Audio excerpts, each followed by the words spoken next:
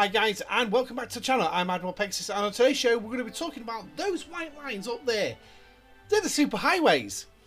And for those of you in the lower levels who are not familiar with the highways, but yet you've got Voyager, you'll probably be a little bit more familiar with them right up here in the Delta Quadrant. So yes, we're going to be looking at the main superhighways that was introduced long before the Delta Quadrant was. But anyway, my name's Admiral Pegasus. Thank you for joining me. If you do end up liking the video, please smash that like button. Do not forget to subscribe to the channel. Also, don't forget to share out as well with your alliance, your server, your friends, whoever else is in the game as well. So, the superhighways.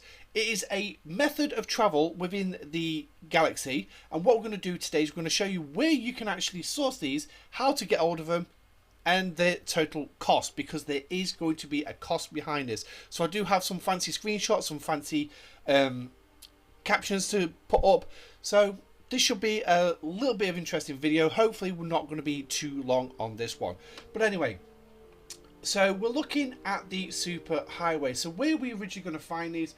Well, primarily you are going to find them within your R&D building, because you will need to do some research towards it. Now there are 3 levels of research that you will have to do if we can actually ever get there. You will find them in your combat tree to start with, and you'll need to scroll right across to the end of your G4 research to this particular area here. So as you can see, I've currently got all 3 of the superhighways opened, which was the 3 different lines there. I'll show you which ones they are and where they actually go in just a moment. But if you actually see from the research that I've got, it's not all maxed out research, it's at different levels. So as you can see, the first column is all topped at level 3 only. Did not need to go any higher than that. So that is going to cost you some okay, we can't do it that one. We'll have a look at this one. It's going to cost you your faction intelligence. Now we will get onto that in just a moment, so don't worry, I will explain intelligence. And then obviously with the second column, only have to do the 1 level. Jobs are good. The next one, obviously I had to do 4 levels with that one, and then that opened up all these. Now what I will tell you is you are going to need a certain amount of intelligence to actually do this. For each individual faction to go right across this line for all 4 tabs in total to do all the different levels, you are actually going to need 184,000. Hang on, let me just double check that's right. Yes, that is right. 184,000 faction intelligence just to go across this line. Now, there's a little caveat here, because it's what is this raw intelligence? Well, raw intelligence, pure and simple, is a new currency brought in the G5 area. I don't think it's down in the G4s since the update in December. But what you're going to do is you're going to be looking for a specific event called Pinnacle of Power. Now you'll basically do this event. There's this one, there's a mining one which I've currently got on at the time of recording, and what you'll do is you're going to get a load of this raw intelligence. Now let me just take that off the screen. Now pre-update December 2024, all we was having was this raw intelligence given out with Pinnacle Power, and in total for me at Ops 54 I was getting around 7,000. Well, sadly I'm no longer getting that. I'm now getting only 5,000. That's it. So but since December 2024 I've now been getting this extra amount. Sorry, the mouse is actually behind the image. Of 1,000 intelligence for all 3 factions, which is great. So I've now taken a 2,000 raw intelligence drop, and there is a reason why I'm going to say 2,000. But I've been gaining, in retrospect, a plus 4,000 actual positive. So, well, been gaining 6,000 raw intelligence in terms of the faction, but it actually works out as a net positive for the players of 4,000 raw intelligence. So what do we do with this raw intelligence, and why am I saying this 2,000? Well, the simple fact is, for that one you will need to go to the faction stores to actually turn this raw intelligence in. Now, as you can see, I was getting 1,000 a day from that pinnacle of power, but as you can see here in your faction stores, and this will be for same for all three, Federation, Klingon and Romulan, as you can see, section 31, and I'm going to get 500 raw faction intelligence, but it's only costing me 1,000 raw. So there we go. As you can see at the top here, I've got 8,000 already in the bank.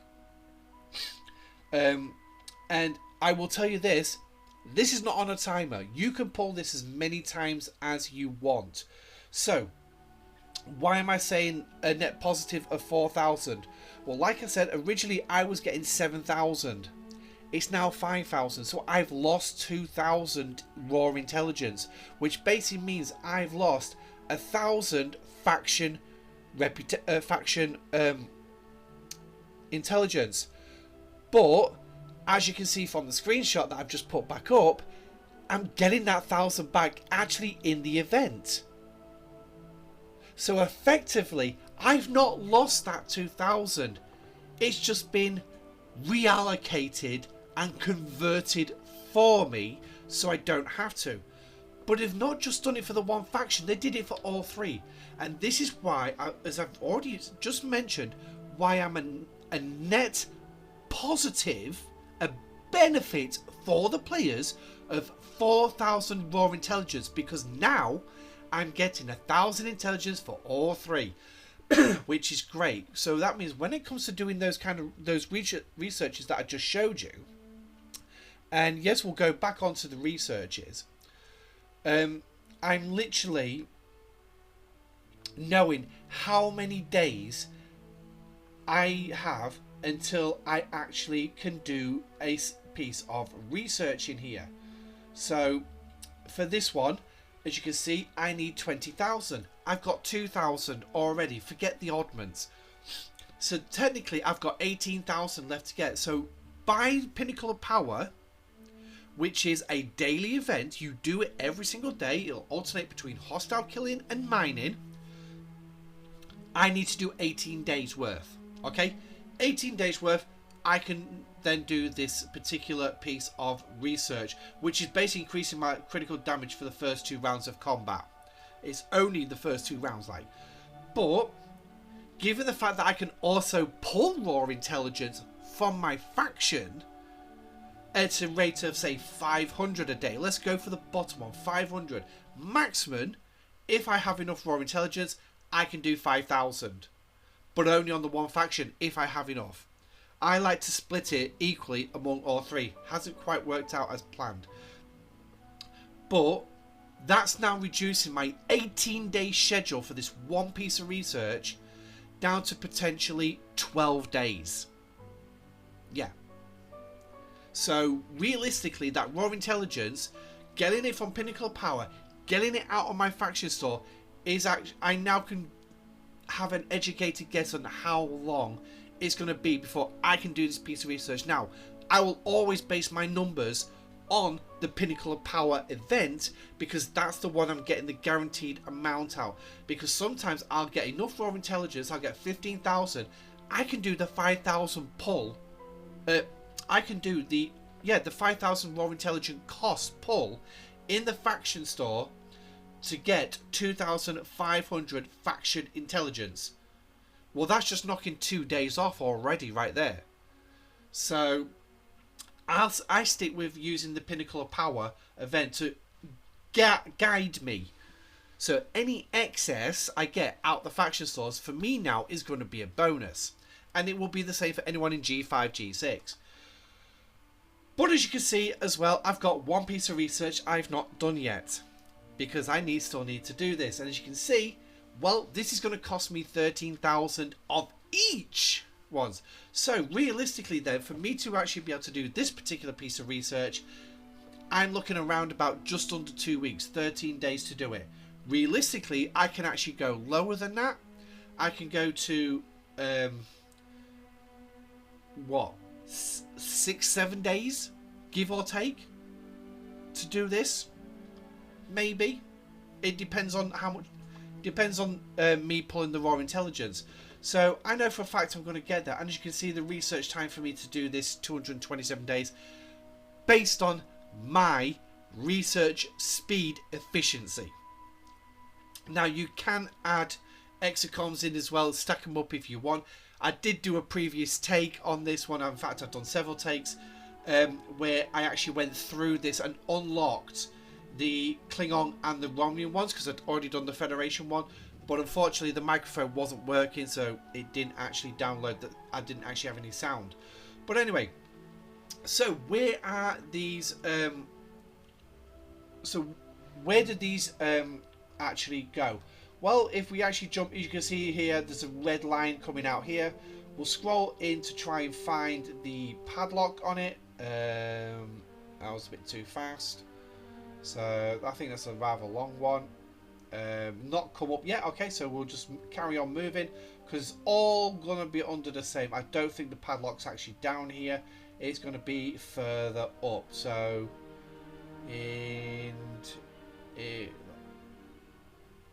okay, it's not there yet.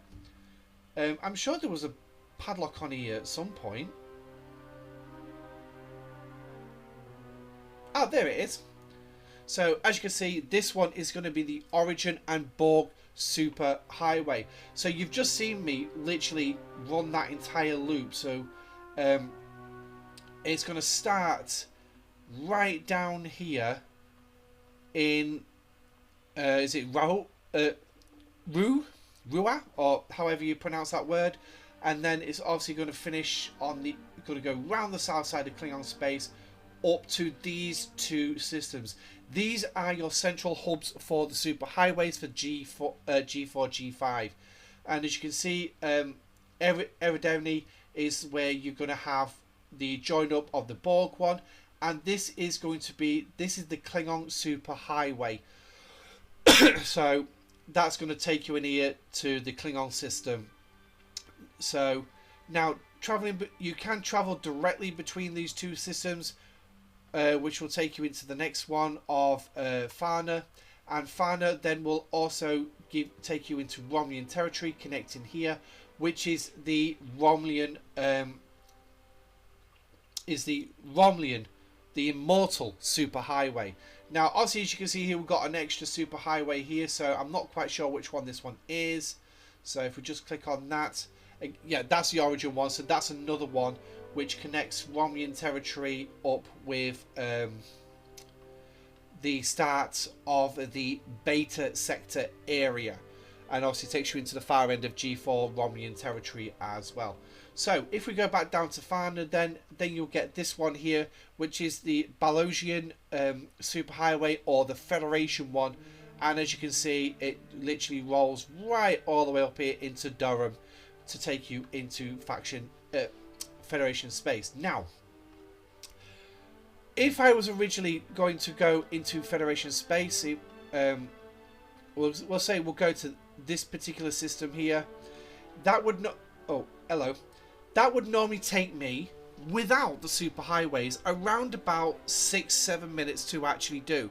But as you can see, this is 2.5 minutes, and that's because of the superhighways. But as you can see, the white line is already giving you for the route it actually takes.